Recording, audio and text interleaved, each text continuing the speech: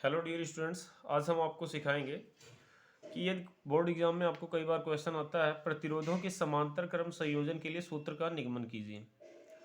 तो जब भी इस टाइप का सवाल आ जाएगा आपके एग्जाम में तो आपको परेशान होने की ज़रूरत नहीं है। बहुत सिंपल सा न्यूमेरिकल है और फ्री के नंबर्स होते हैं। हम आपको सिखाएंगे कैसे करते हैं। सबसे पहले हमें करना ये होता है कि प्रतिरोधों को समांतर क्रम में जोड़ लेते हैं। तो प्रतिरोधों के समांतर क्रम संयोजन में होता क्या है, सभी प्रतिरोधों का जो पहला सिरा होता है वो पहले सिरे से जुड़ता है और दूसरा सिरा जो होता है दूसरे सिरे से जुड़ता है। अभी हमने क्या कहा, पहला सिरा पहले सिरे से जुड़ेगा, दूसरा सिरा दूसरे सिरे से जुड़ेगा।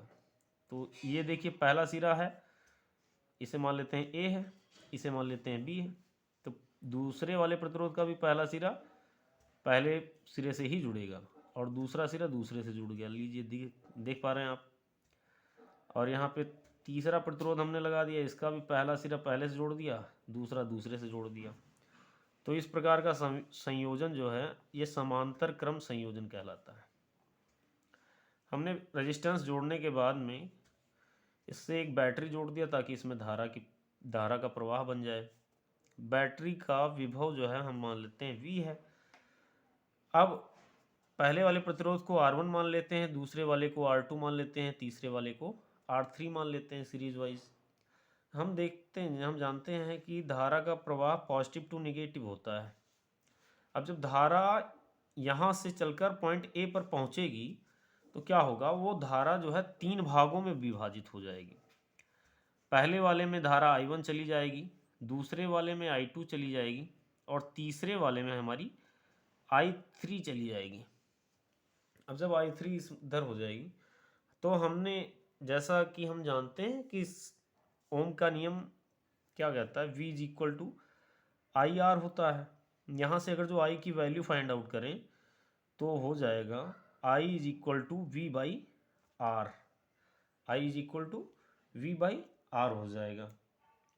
अब यहाँ पर विभव तो सेम ही रहेगा, बैटरी एक ही लगी है तो सभी प्रतिरोधों में विभव का मान जो है सेम रहेगा।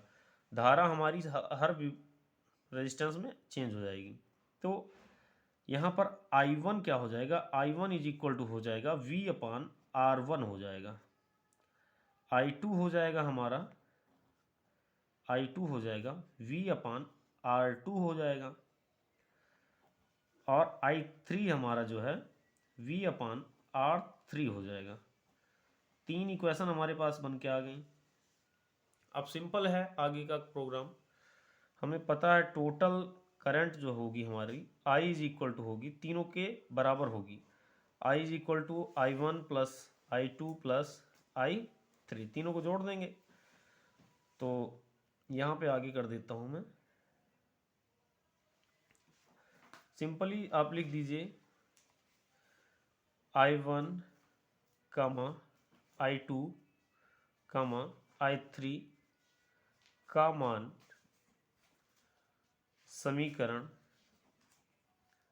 1, 2 और 3 से, इसे 4 मान लेते हैं, से समीकरण 4 में रखने पर रख दिया जाएगा तो क्या हो जाएगा, I का मान हम जानते हैं V बाई आर होता है, यहाँ लिखा हुआ है। अब I1 का क्या है, V अपान R1 प्लस V अपान R2 प्लस V अपान R3। हम देख पा रहे हैं यहाँ पर भी V है, यहाँ पर भी V है, यहाँ पर भी V है, तीनों में V है तो V हो जाएगा common. V upon R is equal to V 1 upon R1 plus 1 upon R2 plus 1 upon R3। अब देखिए यहाँ पर V मल्टीपल में है, यहाँ पे भी V मल्टीपल में है तो कैंसिल आउट हो जाएगा। तो हमारा फाइनल फार्मूला आ जाएगा 1 upon R is equal to 1 upon R1 plus 1 upon R2 plus 1 upon R3। और ये हमारा इक्वेशन जो है, समीकरण जो है, ये सूत्र का निगमन हो गया। क्वेश्चन घुमा फिरा के आ सकता है, सॉल्यूशन एक ही रहेगा, तो इसलिए आपको घबराने की बिल्कुल भी ज़रूरत नहीं है। आप इजीली आप इन सभी न्यूमेरिकल्स को कर सकते हैं। Thanks for watching this video.